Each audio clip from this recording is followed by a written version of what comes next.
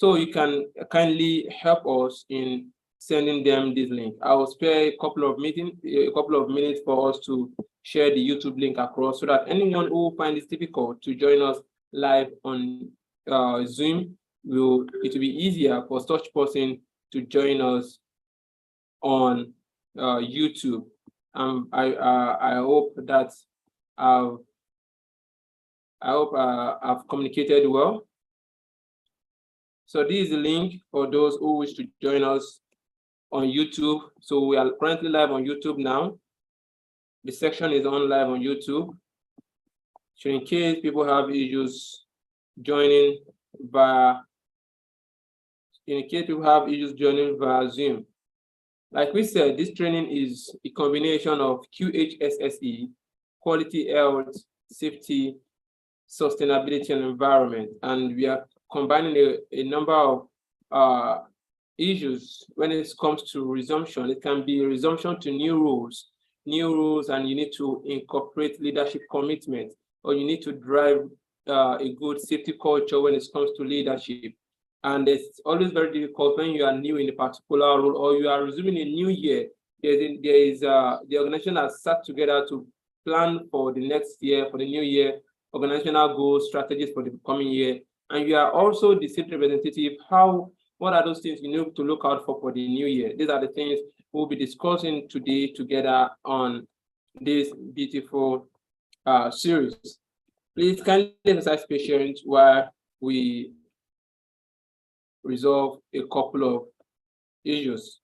We want to make sure we have those who find it difficult to join us on Zoom to be able to join us live on YouTube, and that is why we are a bit behind schedule. We are officially supposed to start 5:10, but as I promised earlier, once we are 5:06, once we are up to 20, we will start, and we are more than 20 now, so we should be starting. But please kindly exercise patience while I sort out some other things for those who will be unable to join us live on Zoom.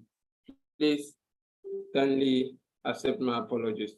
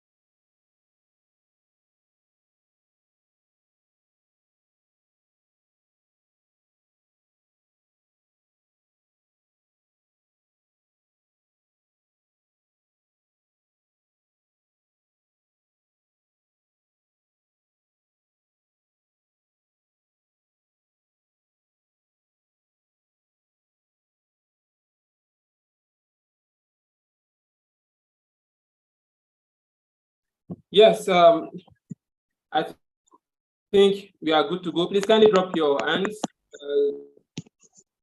end of the section, and we advise that we have ourselves muted and our videos stopped. Let us mute. Please let us mute. Please let us mute where we kickstart the event for today. Please kindly drop your hands. Please kindly drop your hands.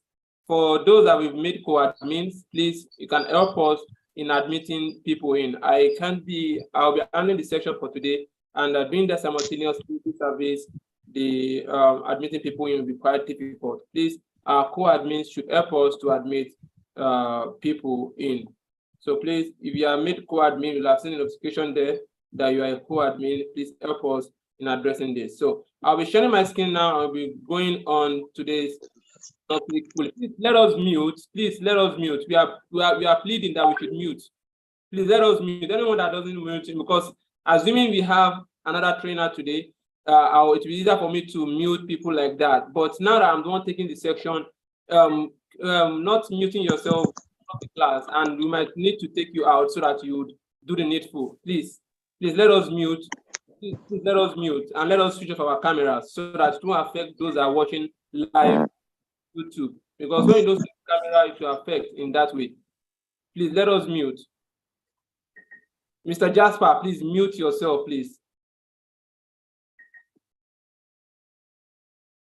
All right. Please kindly confirm if you can see my screen. No. Please kindly confirm if you can see the screen. Yeah, I can see your screen. All right, thank you very much. Yeah, we can see your screen. Right, Yeah, so we can see. Your screen is clear. Yeah, thank you very much. Okay. Thank you. Please let us mute. Let us mute. Background noise is disturbing. Please let us mute. This is for good for computer work.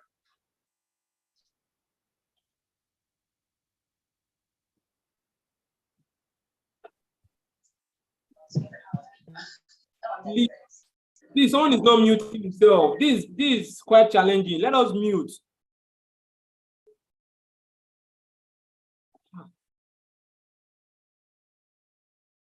So, like we said, this is a section that talks about leadership. And it talks about Qhsse 90 days plan. When you resume a new role, this training is in 2 parts or 3 parts, depending on how you look at it. When you are resuming a new role in the same organization, what should be your 90 days plan? What should be your plan? What should you look out for? How should you strategize? What are the key areas you need to focus on? If you are resuming to a new year, after the previous year, you have a new plan, new strategy, new goals, new objective. How do you have your first 90 days plan? And if you are resuming to a new organization fully, a new organization, you are resuming for the first time, how do you have your first Qhsse 90 days plan? And this will be our focus on today's training.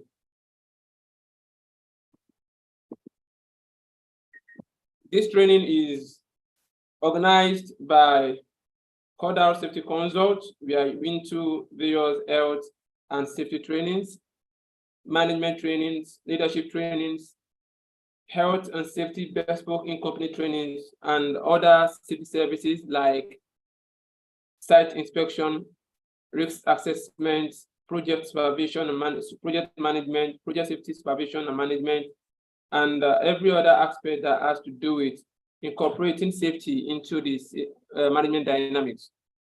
We help in providing safety solutions in various aspects of the organization and to ensure that there is business sustainability and high level productivity in the organization via our safety strategies and programs that we implement and we put in place for organizations.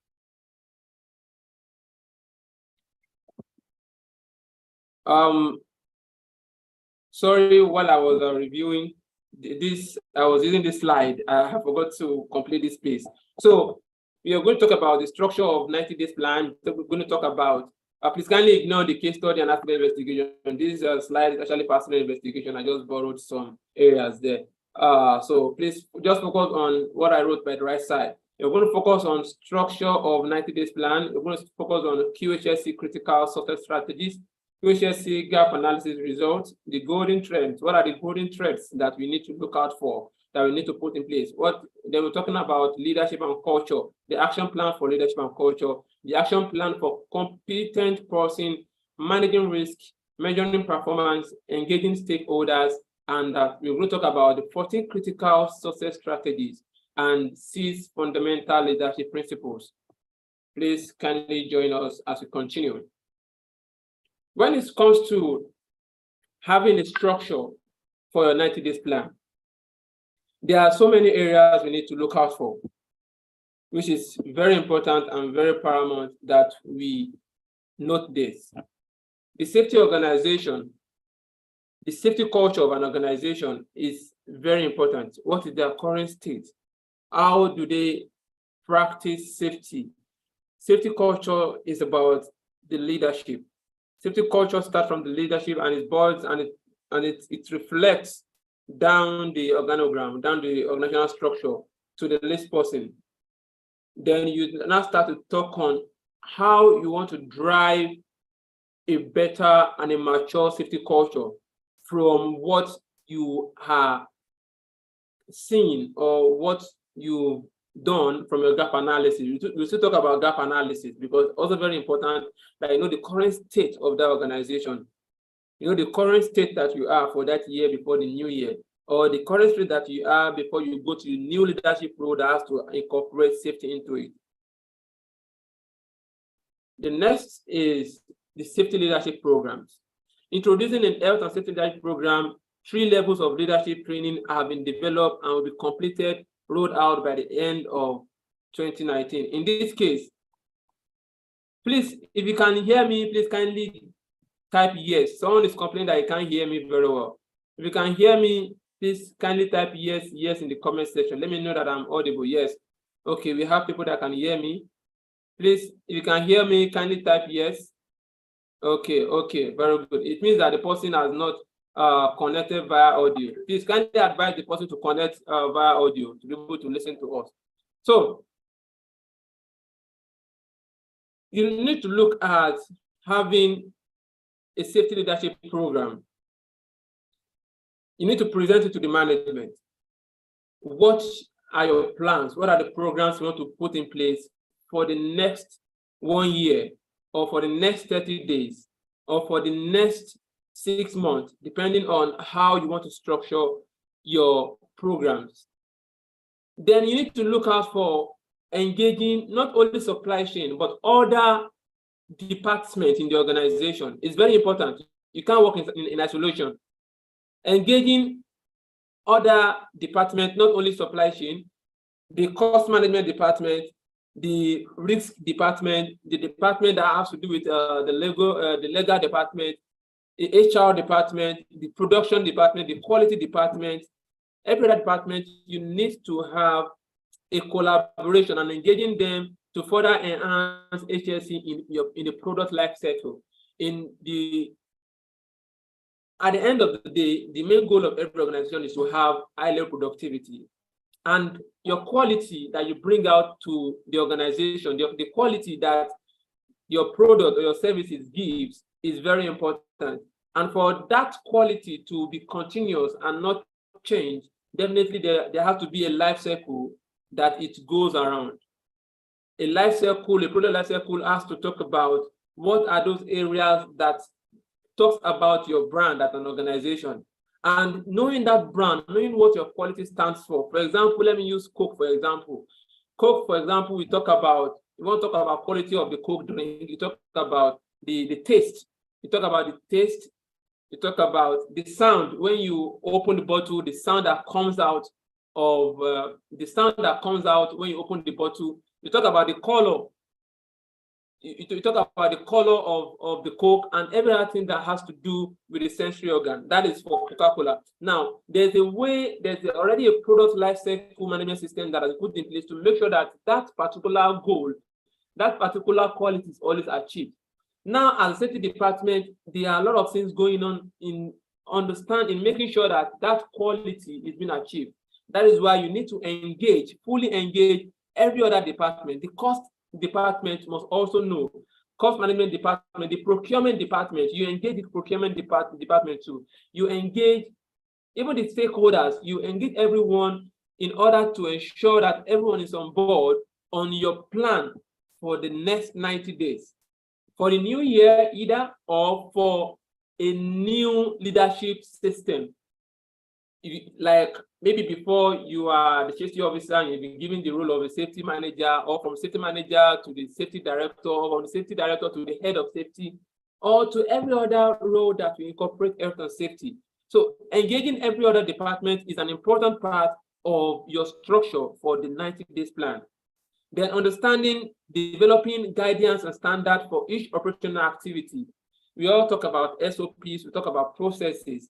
For every SOP, for every process, there should be a safety aspect to it. And to understand your QHSSC fully, like we said, QHSSC is talking about the quality, it's talking about the health, it's talking about the safety, it's talking about sustainability, which is the new trend. We are now very familiar with ESG. Yes, ESG, environment, governance, and sustainability. So for each of our guidance, for each of our operational activities, there will be guidance and standard that will be as per what we want to achieve based on our QHSE goals for the next 90 days. Then the competency level is also very important. Setting required health and safety competency level throughout the organization. You have people working at various levels. You have from the least, like I used to tell people, the least person is not shouldn't necessarily be the least trained. Sometimes the least person needs to be as trained as the person at the top, depending on how you structure your organization. I heard of a story that one of our seminars that we used to go to about a particular audit company coming to a particular organization to carry out an audit, and that particular day, I think it's a government agent or so. The cleaner that day, maybe he wasn't around or something happened. He was not present. He or she was not present and didn't clean the toilet. And this auditor wanted to use the toilet. As he entered the toilet, he felt discouraged, and they said that was the end of the whole audit of the thing, because of every other place might have been perfect, but just that area, the person who didn't come to work, it might be that, let's say, she felt sick or not feeling fine, and she has communicated to the supervisor that she won't be coming, but because of poor structure in the organization to address issue of absenteeism due to ill health, to replace such person to carry out activity for that particular day, it led to what happened. So it's just a story, maybe it's true or not true, it's just a story, but it is what we learn every day. It is part of building competency levels, increasing the competency level of individuals, either the cleaner till the technical person, until we have the top management, that is the CEO, the MDs. They also have a competency level to attain in order to ensure that our health and safety quality management system is the goals of this management system is being achieved. Then audit and inspection is also should be part of your structure for the next 90 days. For the first 90 days in your organization, you should know when are you planning your audit? What are those things you need to inspect? Remember, now we're not talking about safety only now. We're talking about quality. We're talking about health. We're talking about safety. You're talking about sustainability. You're talking about the business now. You need to look into the business, and that is part of the challenge some of we state professionals are having, because most times we do not actually go into the business language of organization. Yes, we know our job, risk assessment. We know our job, permit to work. We know our job, building training. We know our job, audit. We know our job. We know all these things. But when it comes to the business language, communicating in the business language to top management, some of us are really lagging in that aspect. And that is why sometimes they do not fully listen to us, because they feel that we do not see things from the angle they are saying it. But that is not true. We actually know this business aspect of every organization. We know the business aspect to it, but we've not deliberately sit down. Some of us do not deliberately sit down and talk about the cost benefit analysis, like we used to call it, the naira and kobo of safety. We need to let them understand that what we are doing is also to prevent loss. Loss prevention is a part of safety, which will ruin the organization. And that's why we are here, to ensure that our business remains sustainable over a period of years. I hope I'm communicating. So now, what are your QHSE critical success strategies? Gap analysis. For the first 15 days, you need to carry out a gap analysis. Whether you are resuming a new role, whether you are resuming a new workplace, or you are resuming for the new year, once you resume, you need to carry out a gap analysis. Where are we? Where are we? Kindly mute. Please kindly mute. Where are we? And where are we supposed to be? You are not only carrying out gap analysis for the sake of gap analysis. You are carrying out gap analysis in order to fill those gaps That's how it's called gap analysis, void, gaps. You are actually doing your gap analysis in order to fill those gaps in your QHSE processes. Then you need to plan, do, review, and act on gaps on HSC processes. When you realize the gaps, when you realize where the issues are, we'll still talk about our document, our data is also an important part of the leadership role we're talking about, because we need to deal with data. In safety, we deal with data. They what we call safety data analysis. We deal with data in order to understand the trends and patterns, and that will also guide us in understanding how we should improve on the system. What are those areas we need to focus on? When you carry out your plan, do check hacks on your gap analysis, and to ensure that what you have planning or what you plan to do is what you are actually doing. Then from there, another aspect of your critical success strategies, your QHSE critical success strategy is what? Is HSE risk assessment. As simple as it is, our risk assessment is as important as every other part of health and safety. Risk assessment to understand what are the risk levels in your organization and what are the controls that are in place, the existing controls that are in place. This person to please mute. It's not right for me to be taking the section and be saying people should mute, because we are also live on YouTube, and this will be available on YouTube after the training. So please let us try to make sure we are muted at every point in time. So our HSE risk assessment is also very important, like I said. Risk management is very important. Even apart from your HSE, as a leader, in taking up leadership role, you need to look out, like we said from the beginning, like the quality department. They are our closest power. They are our closest power. They are close to us. Even now, everything comes inside our sustainability. We talk about business sustainability. You need to look out for their own risk too. The risk that are associated to their jobs. Risk assessment goes a long way. Managing your risk, your weaknesses, your strengths, they are also very important when it comes to risk management. Then another critical strategy for your QHSE is accident investigation and reporting. Your previous accidents that has happened in the past, how was it reported? Was it properly reported? Do you have the data? Do you have the information? Do you have the report with you that anyone can communicate with? And I said that for your future possible accident that you might have, no one is planning to have an accident, but we used to have emergency plans in the case of an emergency. You have your laid down procedure for accident investigation, for managing accident. Please, if you have your plan for managing accident, I don't know who the person is, but I think I'm going to take the person out so that we'll have a good session today. I think the person has muted. So your accident investigation and reporting is also an important aspect of your critical success strategies. It's very important because you learn from your accidents. The report, you learn from your report and you use it as a guide for the new year, or you use it as a guide for your new role, or you use it as a guide for your new resumption. Near miss reporting too should be an important part of your key critical success strategies. Remember that all what we are saying it from the past and for the future. Meaning, for your near misses, for your accident investigation, for risk assessment, for the past year, you need to review it and see the lessons learned.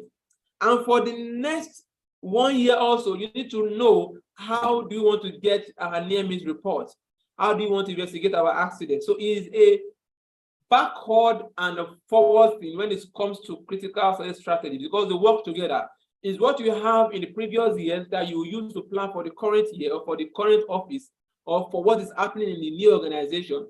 And it is what, when you are already in the office, you also plan for how you need to keep those records for the next 1 year. Then your legal register. For your legal register is very important. What are your legal requirements? What are those agents, organizations, bodies, laws, or like we have our labor law, we have our Workplace Compensation Act in Nigeria. We have so many legal requirements. You need to also strategize. They are also part of your critical sales strategies for the year. I don't know what they have in Ghana. I don't know what they have in India, in Italy. I have some of our participants here, but you know the enforcement agent that you have when it comes to implementing safety, and those also form part of your critical sales strategies. You need to strategize around these areas also. Then your HSE audit and inspection. We can't talk too much about it. We can't overemphasize on this. Your HSE audits and inspection also form part of your critical success strategies. Then HSE roles and responsibilities. As simple as it is, people, professionals don't fully take note of their roles and responsibility. I used to see something most times, even after I get my employment letter, then at the end, there's always something that's always common. They will say you engage in every other thing that is needed to keep, or something like that. Engage in every other activity that is required of you to ensure productivity or to ensure that things go well. There's always a general responsibility that is always given.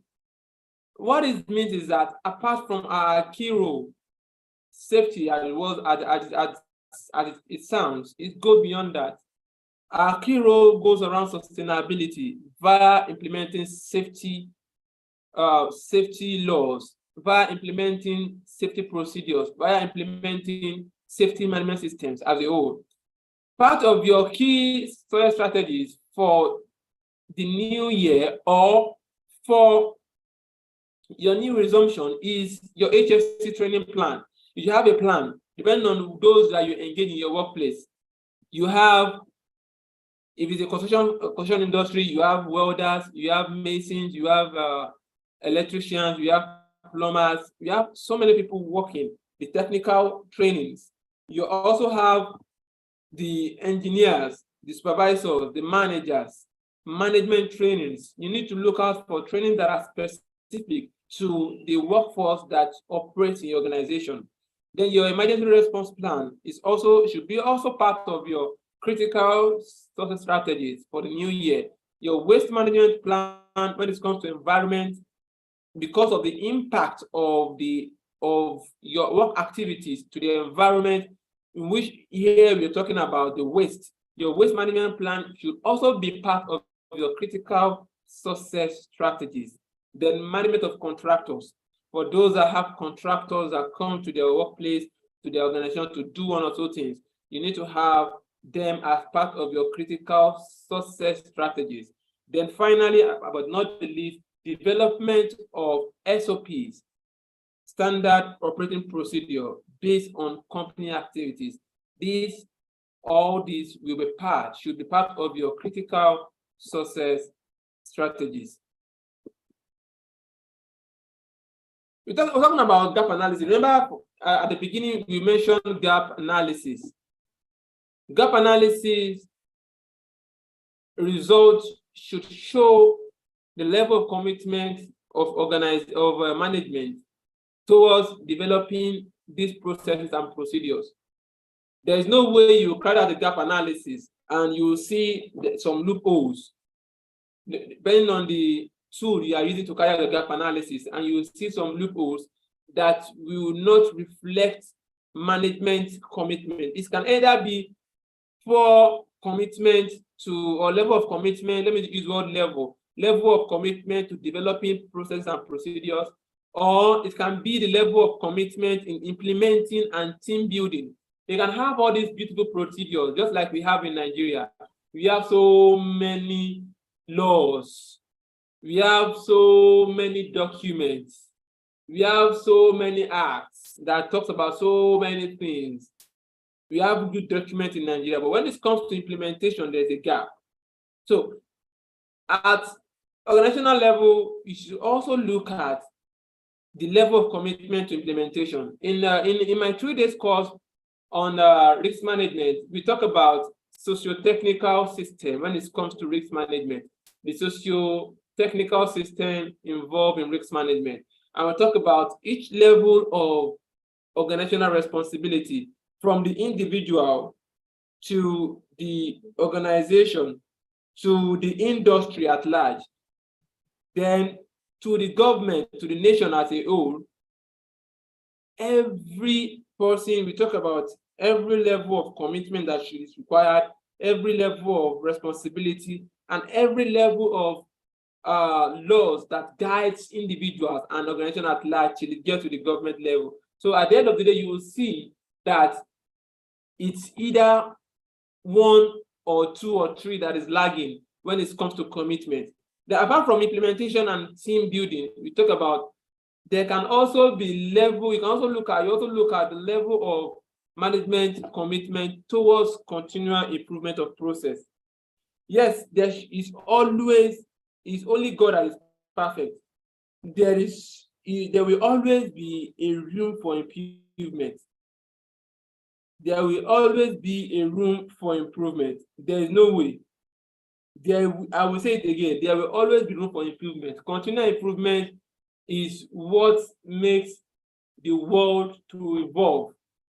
Continual improvement is what makes the world to evolve. If you look at, for example, if you look at the phones we use today, let us use iPhone, for example. I don't like using iPhone because I'm not an iPhone person. I'm anti-iPhone, but let me use it because I know some people like iPhone here.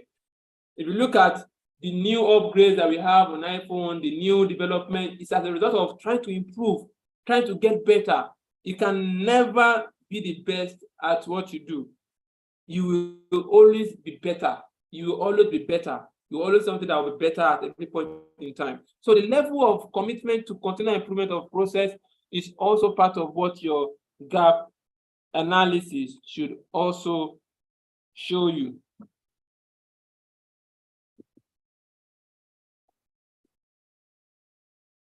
The golden threads. The golden threads. We have leadership and culture. Once you are able to understand these golden threads, they can help you to connect every other area together. Leadership and culture is very important because the leadership commitment will play a very important role in seeing that whatever has been designed to guide with respect to Qhsse is being implemented. If there is no leadership commitment, then every other thing you're talking about will not work. Culture, the culture of the organization, the language of the organization is very important because it's the culture that tells you how things are done here. We always talk about improving the culture of your organization, but even to improve the culture of an organization when there's a low positive safety culture, it also has to do with the leadership itself. From culture, you talk about competent people. Bringing competent people on board is also the golden thread. Managing risk. How do you manage your risk?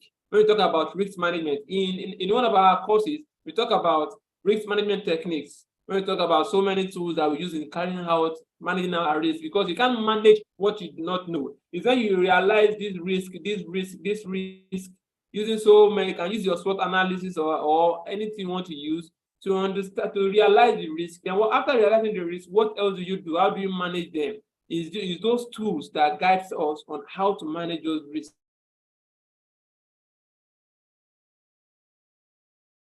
Part of our golden threads. Then the fourth is how to measure the performance. It's what we call key performance index or key success index, as the case may be. You can measure performance via the data that you have, via your goals that you've set, your objective that you set, your plans, your targets. You measure the performance and you put it vis-a-vis what you plan to achieve. Then engaging stakeholders is also a very important part of our golden threads. So let us put it at the back of our mind when it comes to the golden threads. leadership and culture, competent people, managing risk, measuring performance, and engaging stakeholders. Stakeholders can be anybody, any other interested party. It can be the top director, it can be the manager in another department, the production department. Like we said at the beginning, it can be the quality department, it can be the cost department, it can be the procurement department, it can be the human resource department. You need to engage every stakeholder in order to be able to achieve your critical success strategies. Now, let's talk about each of them. Talking about leadership and structure, what should be your action plan for the first 90 days?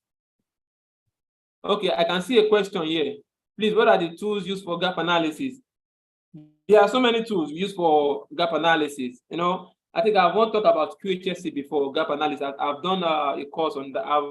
You can go to my YouTube channel. I've spoken about Qhsse gap analysis as a webinar session like this. We have the McKinsey 7.5, the McKinsey 7S model. We have the fishbone diagram, our normal fishbone. We have your PRT techniques. We have the Natoshman Congress model. You can go through them. You can go to my YouTube channel and just type Qhsse gap analysis. I've done a full training concerning that. And all these tools that we use, all these are 5 Whys, fishbone, Ishikawa.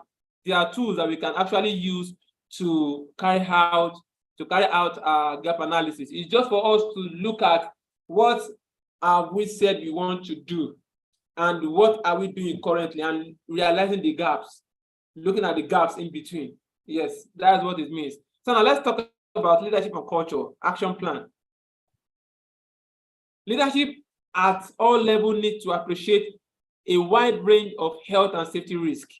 Our leaders will play an important part in shaping the safety culture and well-being, ensuring that leaders have access to relevant, organized, and accurate data to enable them to set health, safety, and well-being priorities and monitor the effectiveness of risk controls. We can see the importance of data. Data also help in leadership. In taking up a leadership role, we need data, because it's data that will guide us into knowing what is happening. It is the data that will make us to see what is going on in the organization based on our index, our proactive activities and the reactive ones that we are putting in place, and how we are operating our safety culture in our organization. The continued development and understanding of safety maturity for our leaders and all employees. This should also be your plan. We should make sure that we are able to build a mature safety leaders. We should be able to build mature safety leaders who will be able to handle safety issues with maturity for all leaders and all employees. Advance sequentially through the safety culture maturity model of the 5-year plan by building on the strengths and removing the weaknesses of the previous level. When you get to a new role, for example, or to a new office or for a new year, there what we call the SWOT analysis. I'm very sure most of us, we are very familiar with that. We are strength, weakness, opportunity for improvement, and threats. When you have this SWOT analysis, it will help you to identify the strengths and to be able to identify the weaknesses and to be able to improve on the system.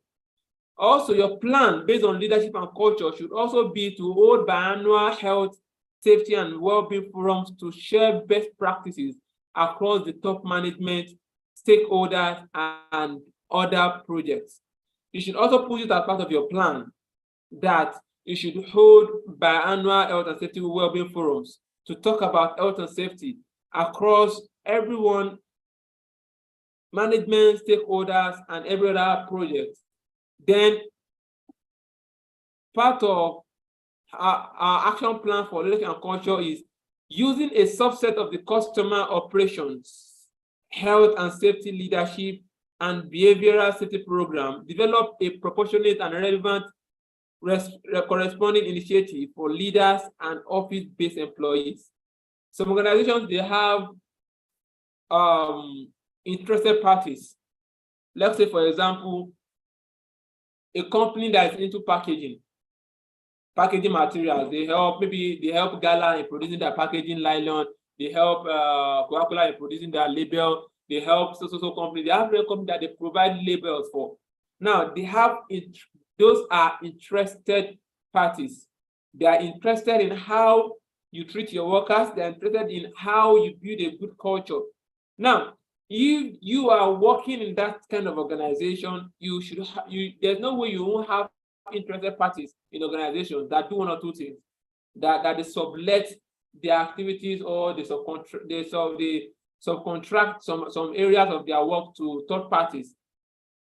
When that happens, you need to understand what these people need, their style of health and safety leadership, and their style of understanding behavioral-based safety program, and use this to develop a proportionate and corresponding initiative for your leaders and office-based employees, for them to understand that these people that are coming, that are investing in us, that are giving us contracts, that are giving us this to this, they are interested in what we practice. They are interested in our culture. They are interested in our safety practices. And that can also form a guide. It can be a guide for your action plan, for your leadership and culture. Let's continue.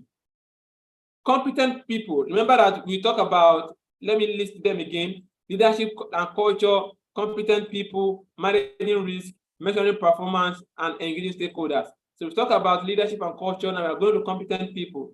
What should be the action plan? Engagement of stakeholders to support the delivery of plan, such as our work with the police to understand the cause of incident to improve enforcement. Sometimes you will also have interested parties that help in even supporting what you do. An example here is the police. When there is an accident, or there's an accident, or there is an issue of theft or whatever that can cause havoc in the organization, the police now they now become interested parties. They become stakeholders, and you need to understand the need when it comes to how do they operate, how do they carry out their own investigation, so that it will not cause infringement of your own processes and procedures.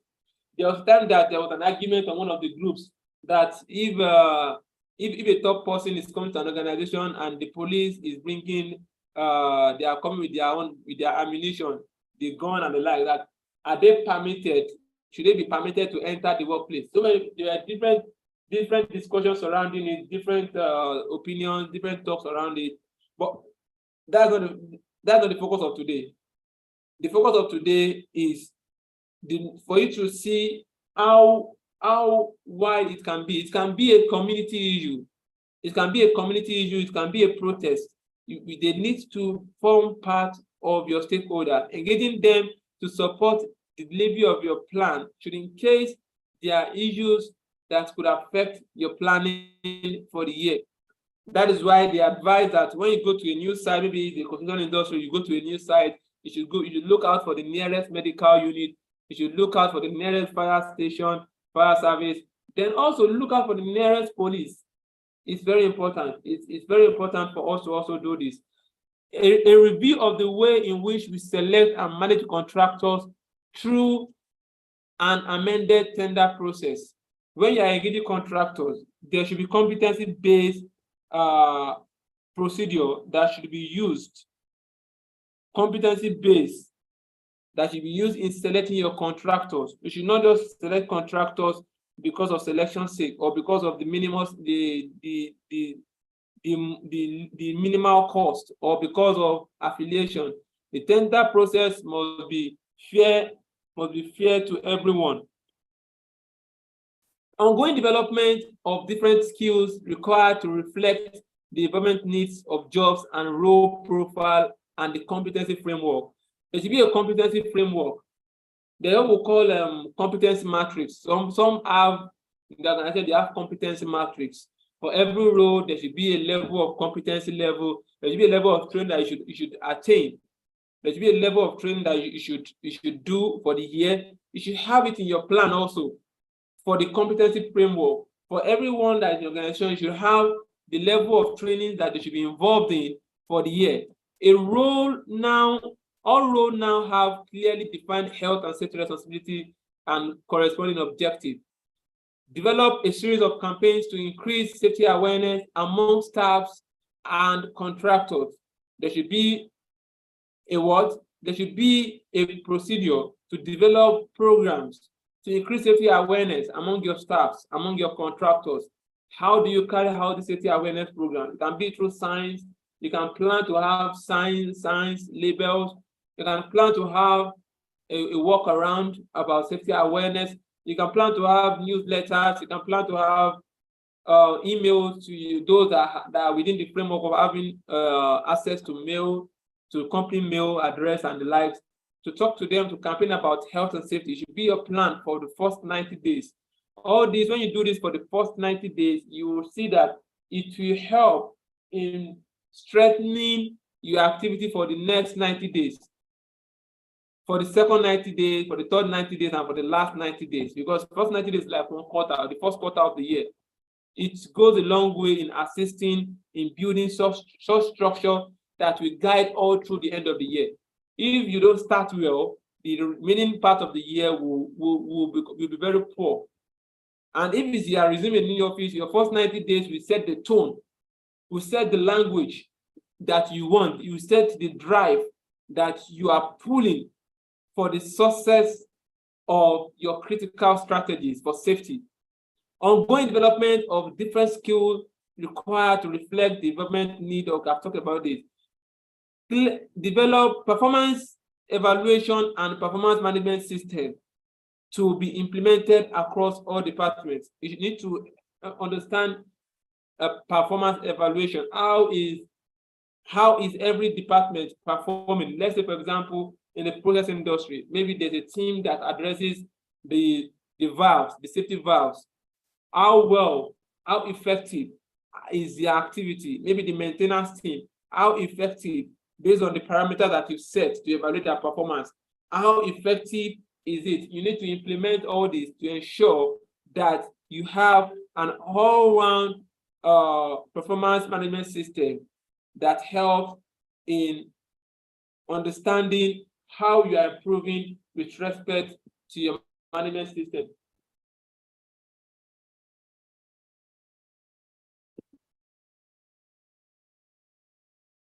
Now, managing risk, action plan, measurement performance, and engaging stakeholders, and bringing all this together.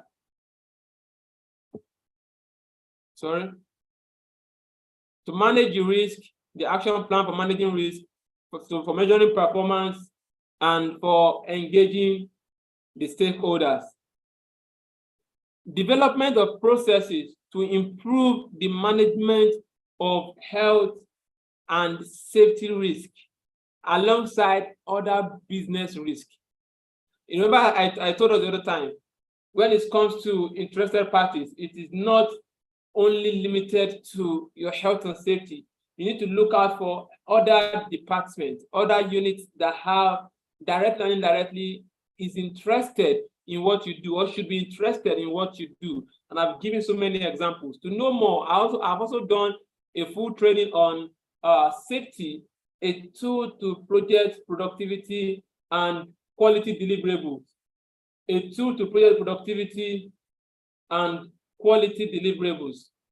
It talks about every other department, like the procurement unit, like the stakeholders, like the quality department, and every other knowledge areas that talks about the whole project as a whole. So I was able to develop an integration system that addresses what safety really means when it comes to procurement, or the needs of safety in procurement, or the need of safety in quality, or the need of safety in security, or in the, I mentioned like more than 5 knowledge areas. And if you are interested, you can also go to that video. It's on my YouTube channel also, and let us learn together when it comes to that also. So the reason for this is to understand that we are not only limited to health and safety. We should talk about all the business risks alongside other business risks, not only safety risk, but other business risk.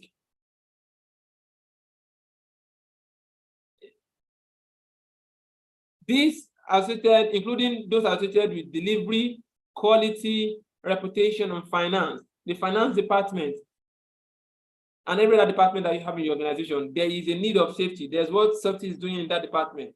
If someone is asking for my YouTube channel, just I will drop that later after the session. I'll drop that after the session.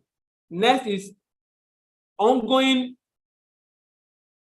identification and management of significant health and safety risk. I think this is basic. When you identify your risk and you manage your health and safety risk, I think this is basic. This is basic. We should not dwell too much on this. As safety officer, identifying your risk, via your risk assessment and management system, and risk assessment and method statement, your gap analysis, your HEMP, and every other system that you want to use to identify your risk. So now let's talk about using current risk assessment, toolbox stock, and behavioral safety tools. Create a source library to support all contractors in the management of risk and promote the sharing of good practices. When you have assess your risk and you know the level of risk and you've put control measures in place, like we said earlier, there will always be room for improvement. Even with that, creating a source of library to support your contractors in managing their risk. Source of library might not literally be library like that, but it can be a source of information for them to be able to manage their risk. Remember that they are also your responsibility, and to help them to promote good safety practices. Safety risk management programs, which ensures that safety risks are considered throughout the life cycle of a project. From the initiation stage, we have the initiation stage, we have the initiation phase of the project, we have the phase of implementation, then the closeout stage, and the likes. And when the project ends, from the beginning, from the initiation phase, from the startup till the end, you need to understand the safety risk management programs that you need to develop in order to help through this life cycle of the project.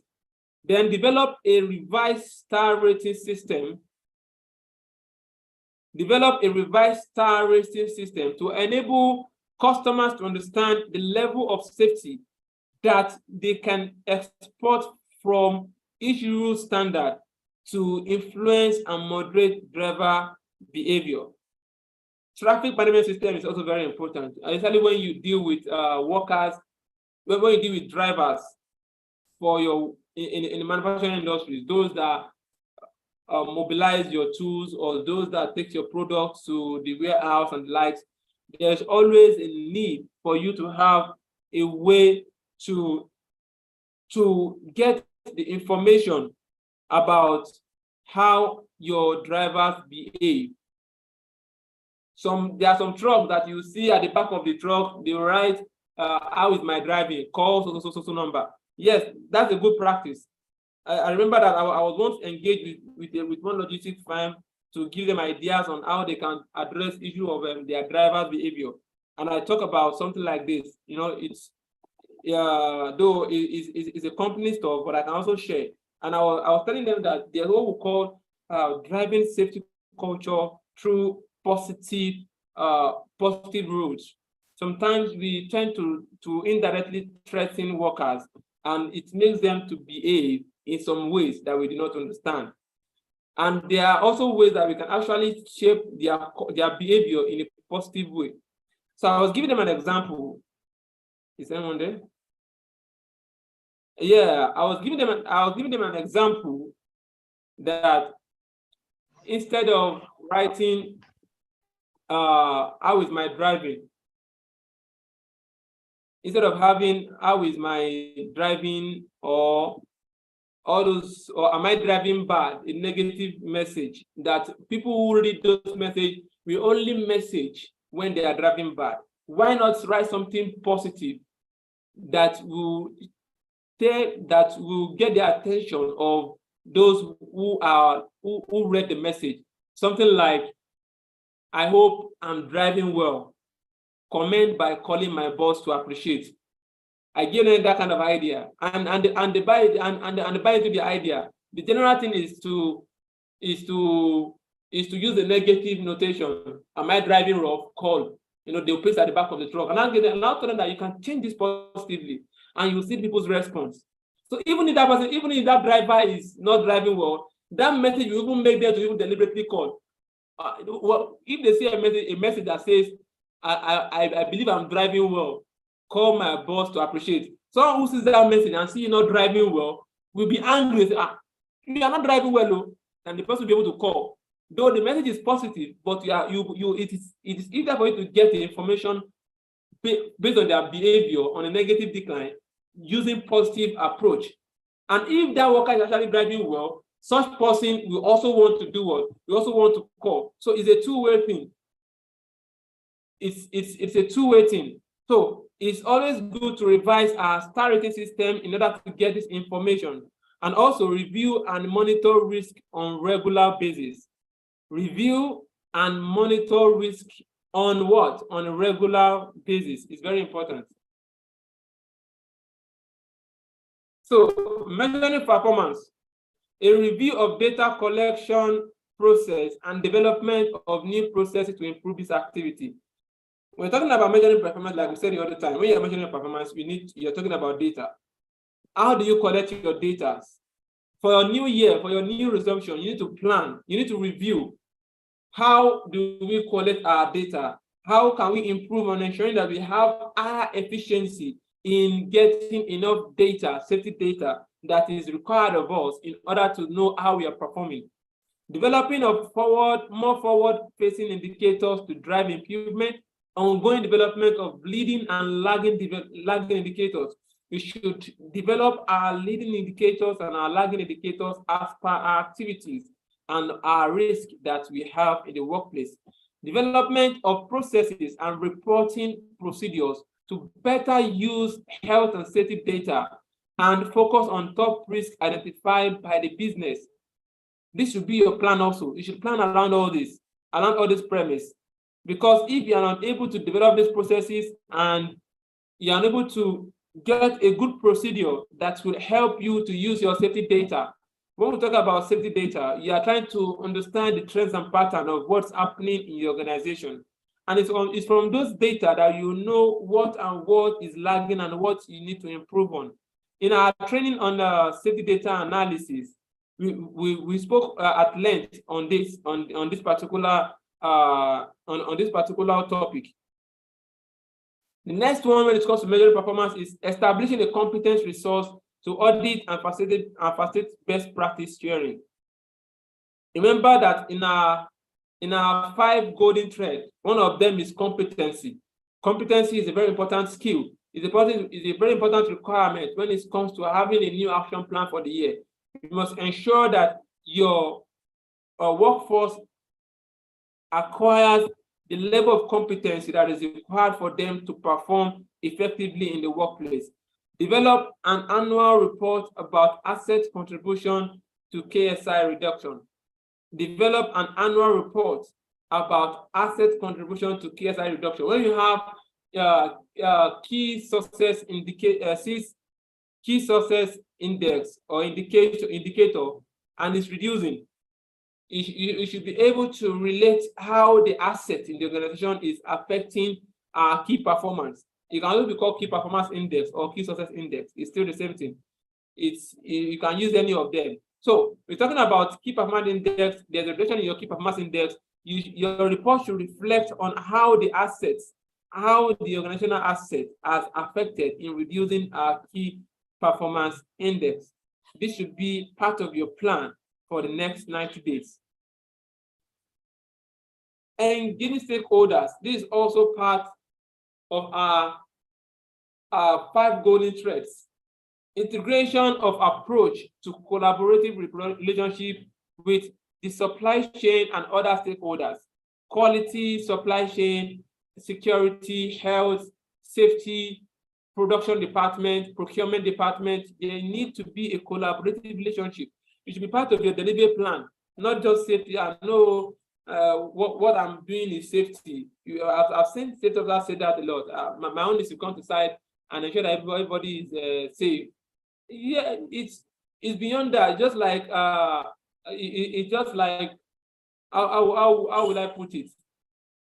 It goes beyond just saying safe. You need to put deliberate step in ensuring that every other stakeholders understand the elements of health and safety and how it incorporates into their work activities.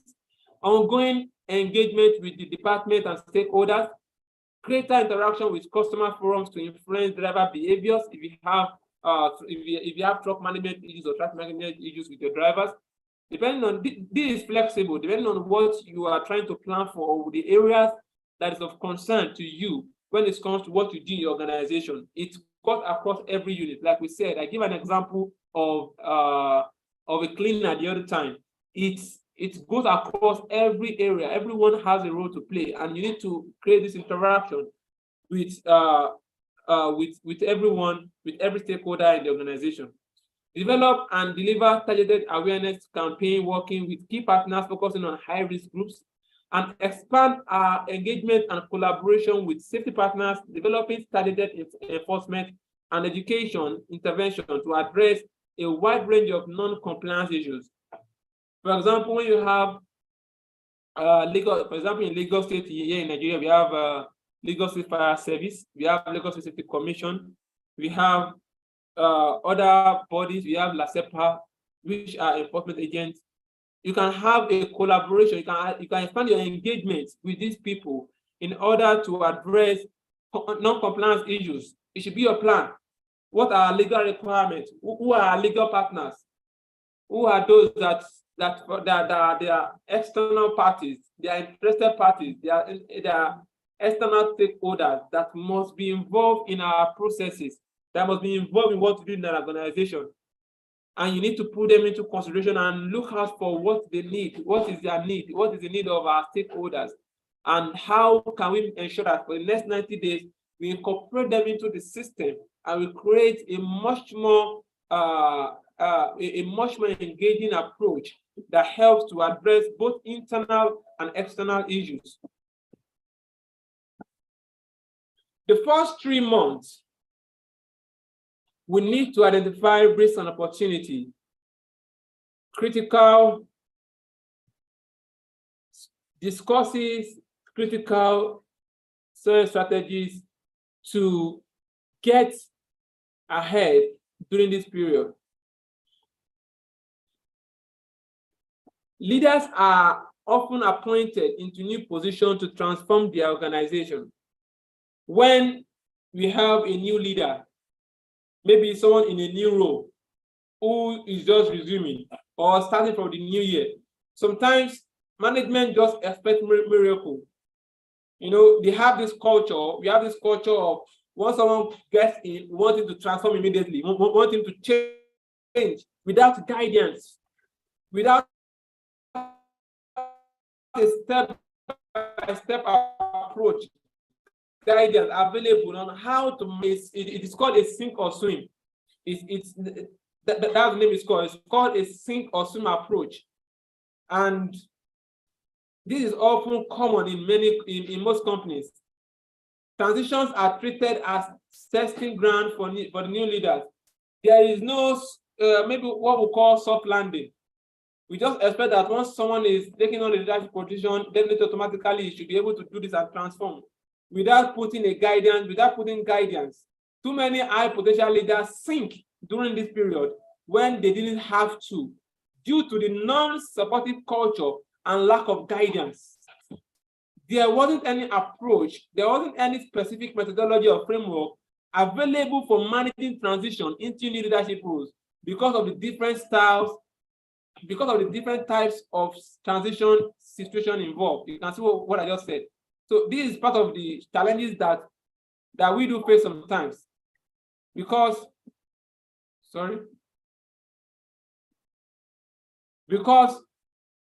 there is no step-by-step established system for someone to take on a new position or to take on a new year. They just expect that transformation to just occur overnight, which is not always a good one. But want to have these critical strategies for the first 90 days of a new role. New leaders can maximize their chance of success. But if you are able to use this approach, like we've been saying from the beginning, it will help in what? In creating a kind of a soft landing or a new beginning, a very convenient beginning for you when you want to take on a new role or you want to take on the new year. Like I said, this is a combination of Qhsse training and leadership training. So 40 critical, you can have your notes and put this down.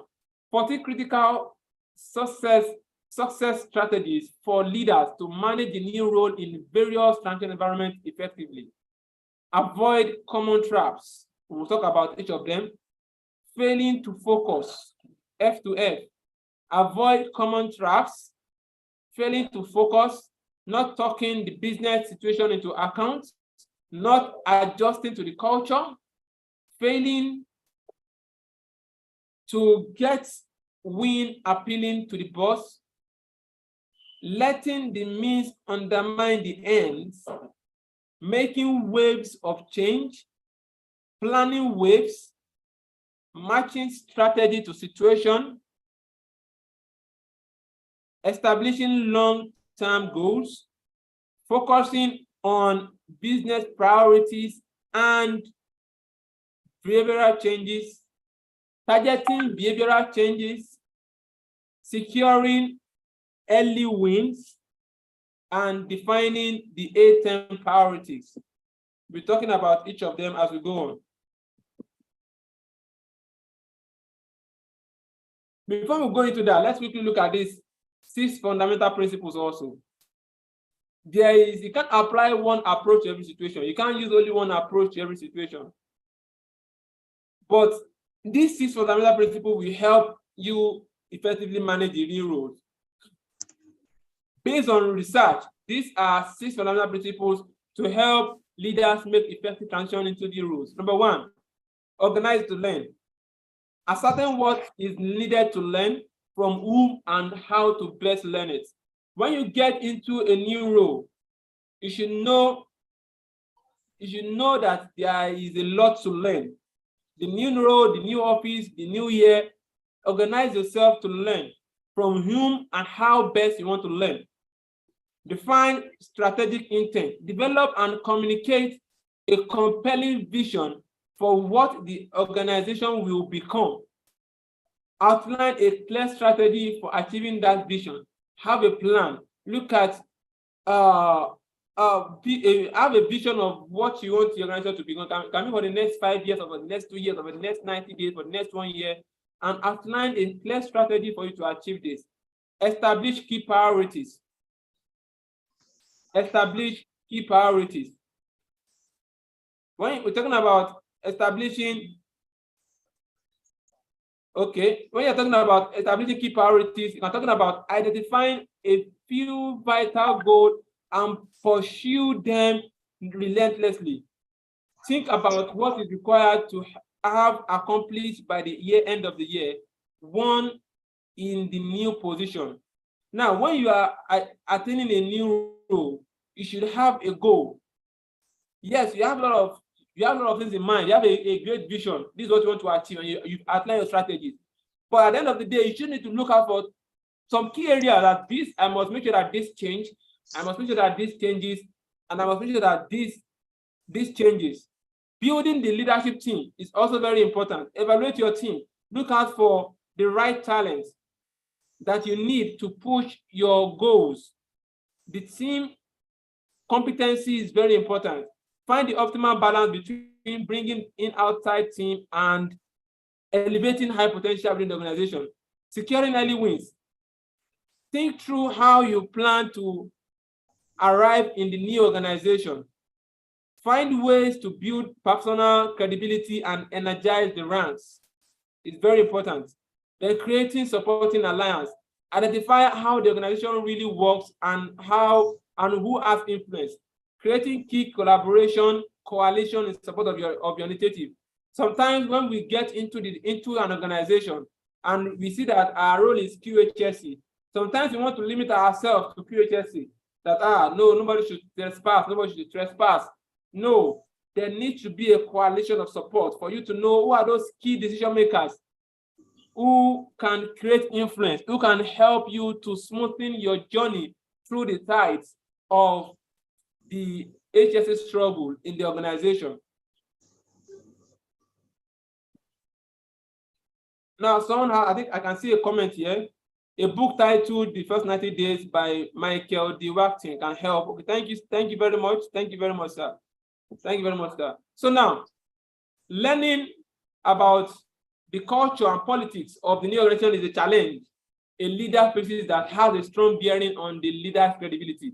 So many times we've had complaints about safety professionals. Please let us mute.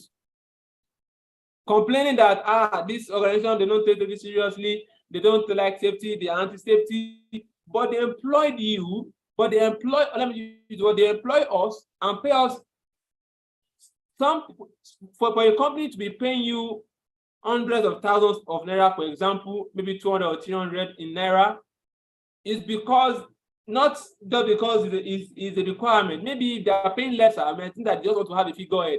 But once you are taking a new role and you are given a whole responsibility and you can see the structure, it means that they want you to drive them. So you need to be engaged in the politics. That's why in the last slide, we talk about connecting coalition with those of influence who can help to smoothen the journey. Because safety sometimes is always very difficult when you get to some organization. But when you have those decision makers, create that connection, that bond, it helps to smoothen the tide. Now, the critical strategies that we're talking about the other time, avoiding common traps. Securing early wins in the right way is critical during transition. Undoubtedly, avoiding early lose is also crucial, as it is difficult to recover from one during those early stages. Such traps affect unguarded new leaders. There's some traps that they will set, or that will be set, or that you will fall inside yourself because you fail to have a proper strategy. And it's always difficult for someone to recover during the early stages. So avoiding common traps is very, very important. The next one is failing to focus. The next one is failing to focus. When you talk about failing to focus, it is too early, it is too easy, it is all too easy to take on too much during a transition. And the result can be ruinous, ending up like a horseman riding off madly in another direction. Executives need to focus only on a couple of areas during the transition to achieve results. They should be able to identify promising opportunities and then focus latently on translating them into wins. Like I said earlier, it is always important for us, even though we have a strategy, even though we want to have a strategy, even though we want to have an idea, even though we want to have a procedure that we want to use to achieve our critical strategies, and we have that great vision ahead of us, we should be able to have a specific focus at the beginning, because when you focus too much on so many things, at the end of the day, you might end up achieving nothing. So a good focus on 1, 2, 3 areas will help you in starting the new year or the new role that you find yourself in, not taking the business situation into account. Sometimes we safety professionals, we also fall into this trap. Business is part of safety. Safety is part of business. You need to understand the business language of the organization. Don't get me wrong, we're not talking about compromising, but you need to understand the business language, not just because you want to overlook. No, we're not talking about overlooking here. You need to speak in the language of business. You need to understand the business situation. You need to understand what For example, an organization who does who contact trainers from outside and pay them in millions to carry out training for their workforce, now decide that, oh, instead of bringing out people, can't we employ experts in health and safety who can deliver this training, and bring them to and employ them, and they should be delivering this training. We should train them to be competent to deliver this training instead of bringing people from outside to come and deliver this training. Even though someone like me, it will affect me because that is what I do. Companies call us from outside to help train the organization. But I'm just using it as an example. A company that can decide, looking at the business aspect of it, you can say, okay, let us build that in-company competency level. Once in a while, we can call external people to train, but let us understand the business language. That is part of understanding the business language. Another example is the issue of PPE. You need to communicate to your organization that, for example, if you buy this low quality PPE, you might end up buying 5, 6, 7 at the end of the year. But if you buy this one quality PPE that is twice the price of that one, you can use it for 2 years. So during the calculation, they will say that it pays them more to buy that of high quality. So you need to put the business, don't just tell them, you need to buy this PPE, you need to buy this. Let's talk in the language of business that they understand. And that is part of what is lagging when it comes to safety, the safety profession in some of us, not all always. Anyways, so not adjusting to the culture. Leaders brought in from outside the organization often fall prey to cultural inadaptability. They need to be certain that they understand what the organization does and does not view as a win. Different organizational cultures have different views of what a win is and how it is achieved. At some firms, a win is a visible individual accomplishment, while others consider individual pursuit of glory, even if it achieves good results, as a show-off and destructive for collaboration. So every organization have their own definition of win or success. So you need to understand the culture. Let me say, for example, maybe in organization A, once there is no accidents, there's no accidents, they believe that they perform well in safety. Maybe once there's no major accident, maybe there is maybe there is unsafe act, unsafe condition, maybe there is all these other ill health. As far as there's no major accident, they believe that they are doing well. And you are in that organization. Now you are moving to another organization that they do not joke with safety. They have a higher level of regard to safety, not just about not having an accident. They take cognizant view of their data, unsafe act, unsafe condition, near misses, recent occurrences. They have a data of what they are, and they have a strategy. They have a key performance index that they use to know how they are improving in their system. You can't bring that old culture to this new culture. They will kick you off. They will kick you off the line. So you need to understand and adjust to the culture. But every culture that you're adjusting to must be a better culture, must be a positive culture, or you understand their current culture and have a strategy on how to move them from that poor culture to this to that culture that will be there'll be a proactive safety culture. So it's the stages. You don't just come and say you want to change everything upside down or you want to turn it overnight. No. It requires a step at a time. When you put everything together that you want to achieve at a time, like we mentioned in point 2, you fail to focus, and at the end of the day, you end up not achieving anything. Still on our critical success strategies. Thank you. After benchmarking, any wins excite and energize people and build the leader's personal credibility. Critical success strategies. That's what we're still talking about. Failing to get wins appealing to the boss. Securing early wins energize direct reports and other employees, but it is the boss' opinion about the executive triumph that is critical. Even if the executive does not fully endorse the boss priority and he or she has to give them the due importance while targeting early wins, dealing with issues that your boss cares about builds credibility and cement access to resources. That is why we used to recommend that the HSE manager or director should be in direct line with the CEO. It's very important. And you building that connection is also very important, because being able to realize that there's an improvement in health and safety, being able to communicate the effect of such to them in the language that they understand will make them to want to appreciate and value what you do. Let me give an example.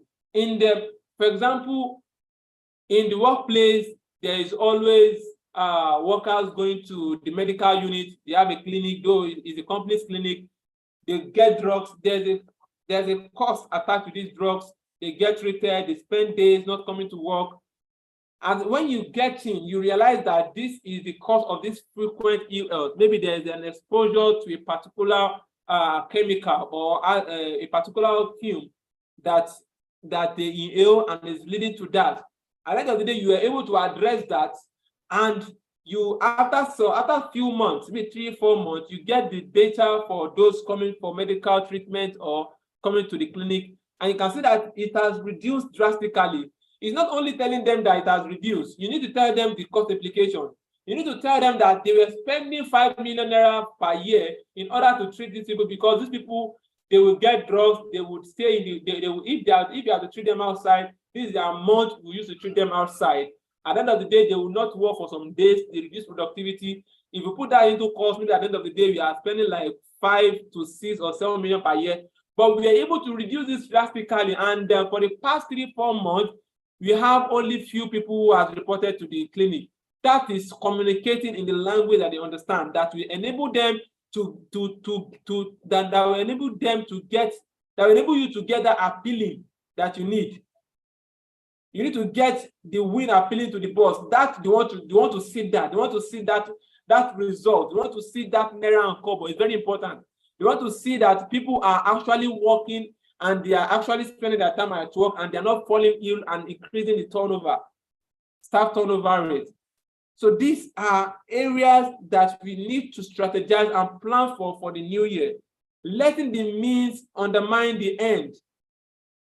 Achieving impressive results in a manner that are considered manipulative, deceptive, or inconsistent with the culture sets one up for trouble. Early wins secure in a manner that typifies the behavior desired to be inculcated in the organization is the real win. Our goal should be the long-term targets. Our goal should be the long-term goal. Our goal should be the long-term goal. Trying to manipulate, sometimes I've seen it for play in anywhere, everywhere, in some places. It is when there's time for audit that we start running around. Yes.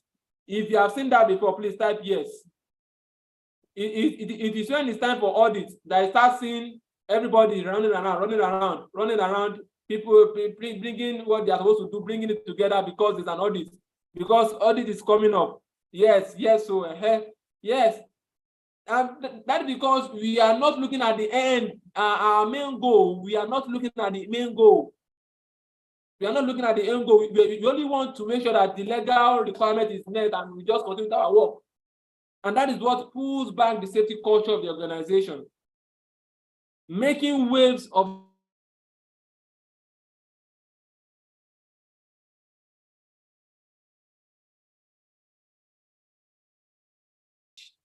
the first few months of transition, the seize the other time. You need to have a plan for the first few months, for the first few years, for the first 3 years.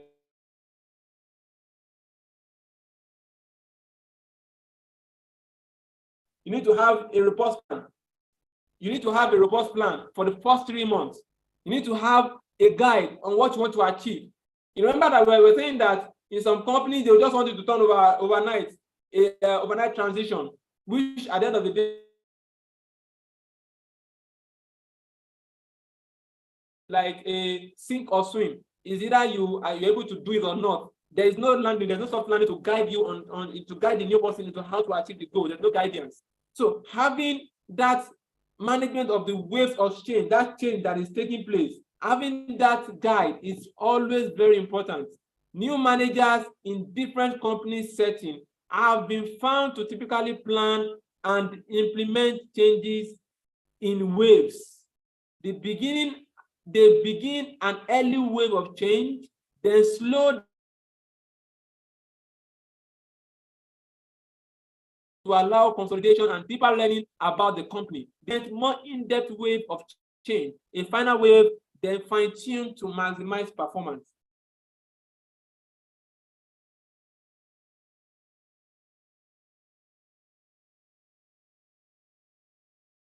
So now, the next one is planning waves. While planning for the transition, plan to make successive waves to change, consisting of distinctive phases: learning, designing changes, building support, implementing changes, and observing results. Learning is very important. No, mention it from the beginning. Designing the changes that you want, because you want to move from point A to point B, from point B to point C, from point C to point D. Then building support, those external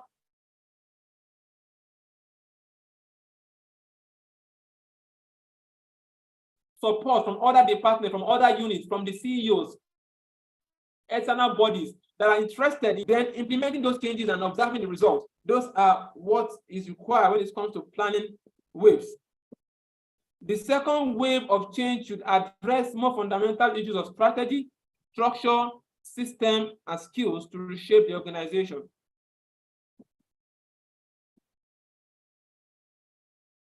Early wins leverage the energy and expand the potential scope of subsequent actions. Now, matching strategy to situation. Change strategies differ radically with different situations. When we talk about starts, we're talking about startup, turnaround, realignment, and sustain. Startup, turnaround, realign, and sustain. So when you're applying starts, you are starting up, turnaround, realignment, and sustaining success, a new executive phase. For startup and turnaround, more critical situations. The first wave of change should begin earlier, and the intensity of change should also be greater. Leaders can afford to take more time to learn and plan in alignment and sustain. So at the beginning, you need to pull up all your energy in the area of starting up and turn around. Then as time goes on, you relax, then you realign and see how you are moving with your strategies, because you're trying to match your strategy to a situation. You're not trying to put it down into reality. You're not trying to put it down into the reality of what you have on ground. Establishing long-term goals. To create momentum, leaders should plan their early wins to help build credibility. To create momentum, let me come again. Leaders should plan their early wins to help build credibility in the short run and lay a foundation for the long-term run. I think that is very clear. Because when you're able to achieve one or two things at the beginning, you've used that to set a tone and a foundation for yourself. And it builds credibility alongside. The CEO, the manager sees what you are doing, yes, this is results. This is what we are waiting for. This is why we put you in this position. This is why this is what you are seeing in this new year. The new year, there's improvement. In the short run, it helps to create that vibe, that energy. Then it now creates a foundation for the long-term goals. Focusing on business priorities and behavioral changes. I've spoken about this also, about understanding the business language and behavioral changes that can occur in an organization. The leaders long-term should consist of 8-term business priorities and desired changes in the behavior of people in the organization. What do we call 8-term priorities? These are the desired states the leaders aim to attain in terms of quantifiable business objectives. double-digit growth. These are what they want to quantify. In safety, we also have what we call our SMART objective. What we want to quantify and see: double-digit growth, or a dramatic cut in defects, or an improvement in a reduction in the number of health effects, or an increase in the number of an increase in the gross capital index, or whatever they use, or the effect of now having a safety department due to cost of medicals and the like, how it has reduced drastically. I want to see those quantifiable business objectives. Then the last two: if the leader is transitioning within an organization, changes in culture and politics can present real problems. Let me come again. If the leader is transitioning within an organization, changes in culture and politics can present real problems. So that is where targeting behavioral changes. In safety, there's what we call BBS, behavioral-based safety. We need to manage human behavior. Human behavior is someone can wake up and start behaving somehow. It's a very important part, and this is what drives the culture of organizations. It's the behavior of individuals. If you are not unable to create what we call psychological safety, you won't be able to manage that behavior, and that behavior will turn out to be the culture of the organization. So you need to understand and be able to target behavioral changes. To achieve these 8 priorities of organization, it is essential to work on the behavior of people in the organization. This entails addressing the functional pattern of behavior, commencing by identifying the unwarranted behavior. For instance, to reduce disempowerment in the organization, a leader needs to set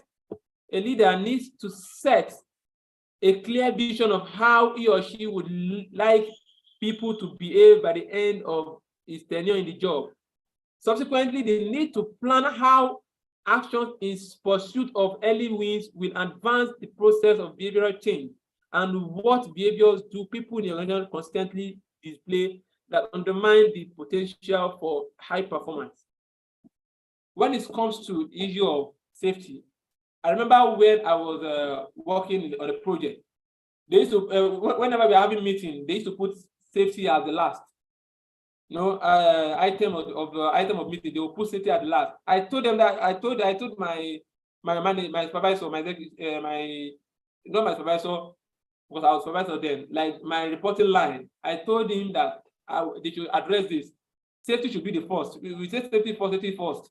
Safety should not be even the last. You will not even be in the middle. It should be at the top. That is, they are communicating something to us indirectly for putting safety at the last, meaning that every other thing will be discussed, and let us put it that. No, I told them safety must be the first thing to discuss. If safety is not addressed, every other thing is useless. And they succumb, they listen. We were able to change that perception. We were able to change that thought. And that is where behavior comes into play. Because it's the result of doing that is a manifestation of what their idea about safety. So it applies in so many ways, even in the issue of workplace violence. When a top manager sees a colleague bully another colleague or create an hostile environment, you should be able to correct it immediately and tell them that this is not acceptable in this workplace. So sometimes when I was working in the construction industry, if a supervisor does something wrong, maybe it does not comply to safety, immediately I address it in the presence of every other person. Because that time, others will not be looking at me like, okay, we want to know what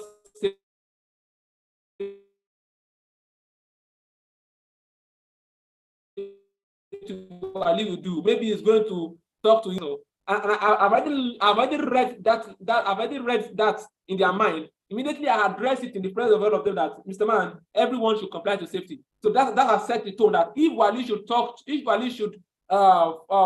face the manager or supervisor and tell him that we do not accept this, definitely who are we not to listen to them? So tiny behavioral changes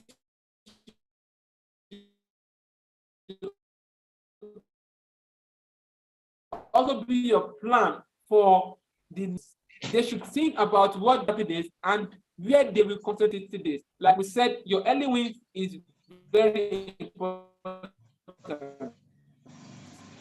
New leaders should prioritize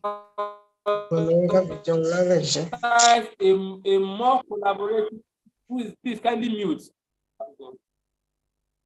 Now, new leaders should prioritize a more collaborative learning and performance-driven culture. It is very important.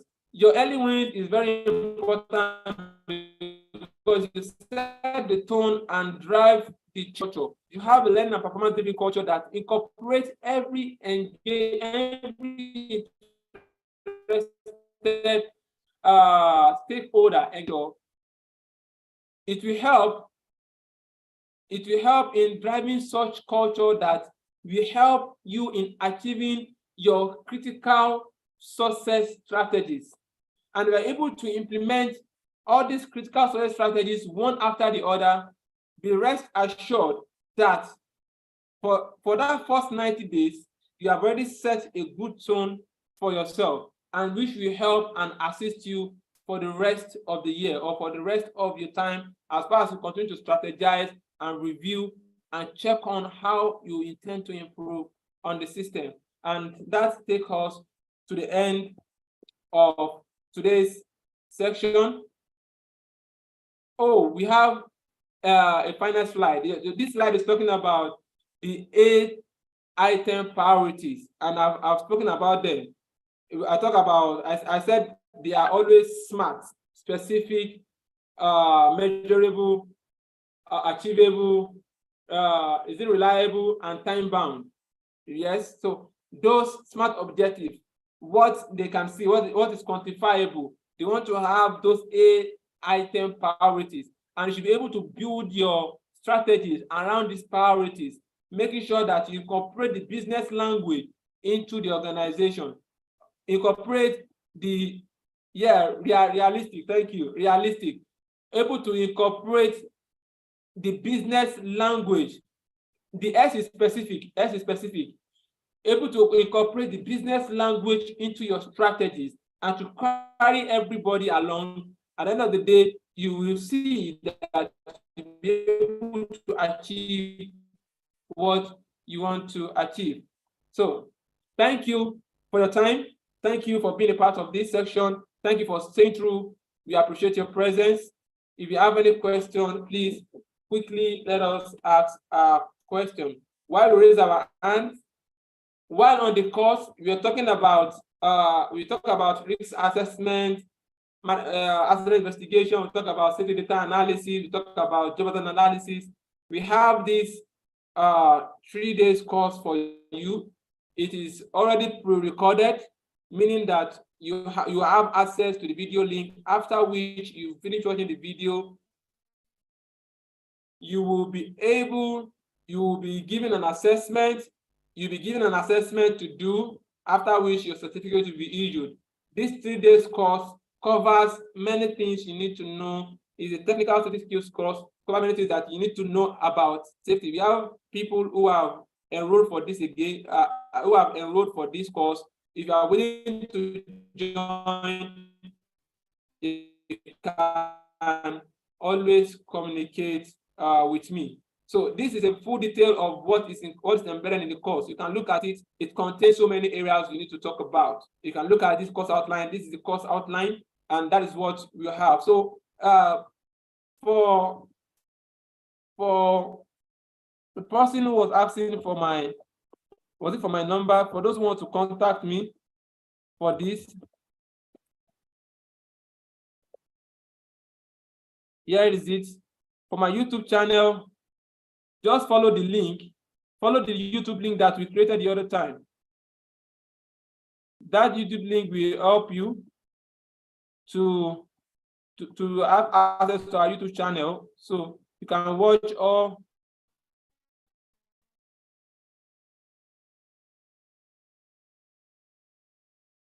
videos that you need, that I was talking about the other time. So if you have any question, please let us ask. So yes, this is access to our YouTube channel. You can just access to it and you subscribe, then you see other videos. So if you have any question, please let us ask our question. So in the absence of no question, this is I'll use this opportunity to invite everyone next year, January 31st. Next year, January 31st. Next year, January 31st, we'll be having an event in Lagos, and we'll be expecting everyone to join us. It will be in Lagos live. In Lagos, it's going to be setting pace, talking about inviting special speakers who are going to talk to us, discussing about health and safety, capacity building competency levels, and so many areas that we're going to talk about. So join us on the 21st of January 2023. It's going to happen in Lagos. It costs just 3,000 naira to be present. So that is all we have for us. In the absence of no question, thank you for joining. In case you are interested in joining, our flyers will soon be ready for the event. We look up to seeing you there. Thank you so much for your time. Thank you so much for being a part of this. Good night. Enjoy your new week. Remember, it is always safety first and nothing else matters. Safety first and nothing else matters. Okay, I have someone who raises his hand. Mr. Good luck, please kindly unmute. Mr. Okay, good evening, Mr. Waliu and every other attendees on this call. Firstly, I want to appreciate you for this wonderful lecture. I think this is my second or third time of attending your lectures, and it's quite interesting, and it's packaged full. For those who have not registered or logged onto your YouTube before, how do we get access to that, your YouTube? I have just put down the number you put on the what do we call it? The chat box now. I hope that is your number, 070. Yes, sir. Yes, sir. Oh, okay. So maybe I will need to call you later and find out some certain questions. I will have been so so present in all your discussions, but the fact is that I have a lot of engagement. I always travel. I am one of the ESCO of the Nigerian Society of Engineers, and we are always out for one activity or the other. And that makes me not to be able to attend all your programs from the beginning. Even the date you are mentioning now, I have to look at my itinerary if I'll be able to join you in Lagos physically. I was also a safety professional, of which I am still now. I was head of health, safety, and environment in my establishment before retirement. So actually, I need a lot of things now to keep me busy, because after retirement, you need to be busy so that you won't become, yes, you won't become a bread that is soaked in water within 5-6 months. So, yes, I'll have to contact you. No problem, sir. No problem, sir. Okay, thanks so much, sir. So the event will be physical and virtual. We are going to make it physical and virtual. There will be issue a certificate of attendance. And for the person asking for certificate, yes, we have certificate for our 3-day training course. And for the event too, there will be certificate also. So it's going to be a glamorous event. We have a lot of safety experts who will be coming to grace the occasion and will be speaking to us on various health and safety and competency-based issues. Thank you so much. Thank you for your contribution. Are we having certificate on this one too? No. We don't have each certificate for our weekly training. No, we do this on Sunday basis. So, but we have a technical safety training that we used to organize that we have already. That is competency CPD that we have. You can discuss that also via my number that I just shared. It's all right. Thank you very much. God bless you. Thank you, sir. Yeah. Thank you, everyone. Thank you so much, and God bless you.